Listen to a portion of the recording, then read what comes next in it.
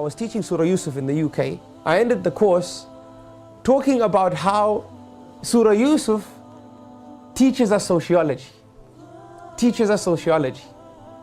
And how important harmony is in the home.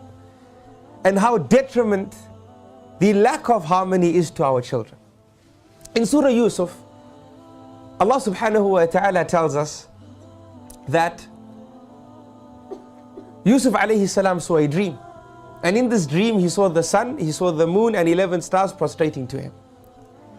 And according to the minority view of the ulama of tafsir, and that's the view we will use for the purposes of our similitude and analogy here, the minority of the ulama said that the sun in the dream represented the father, and the moon in the dream represented the mother, and the stars in the dream represented the children. This is what they said. Now, the ulama before us, given their wisdom that Allah subhanahu wa ta'ala granted them, taught us an amazing lesson. And they said that if we compare the son to the father, what we see is that there are great similarities. When the sun is out, people earn. Money is created and is increased, because when the sun is out, that is normally our working hours. And this is the case when the father is in the home. When the father is at home, he is the breadwinner. He's the breadwinner, right? And he earns. And then they say when the sun is out, you don't see the stars. The stars are there, but they're not seen. And normally in the day when you see the father, do you see him with the children? You don't see him with the children. The children are with the mother, not with the father. And when the sun is out, we feel a sense of security. And isn't that the case when the father is at home? When the father is at home, the home feels a greater sense of security. The mother and the children feel even more secure when the father comes home. Is this not correct? Yes. So this is the similitude and analogy between the son and the father.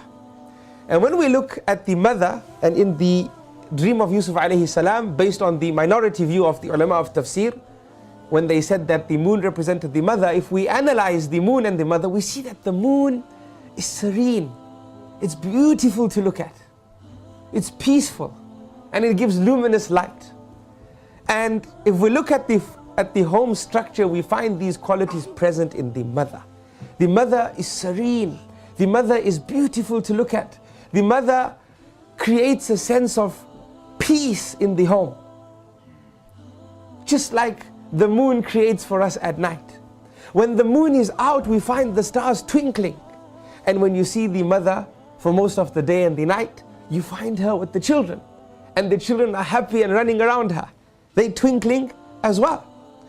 When you look at the moon, you see that it takes its light from the sun. And the brighter the sun, the more luminous the moon.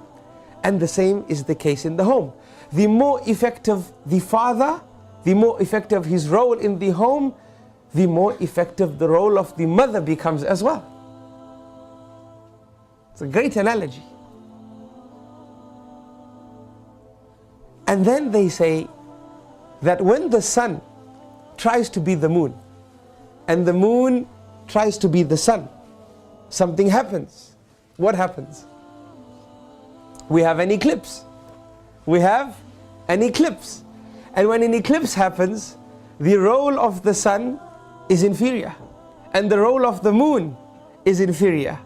And the stars are nowhere to be seen.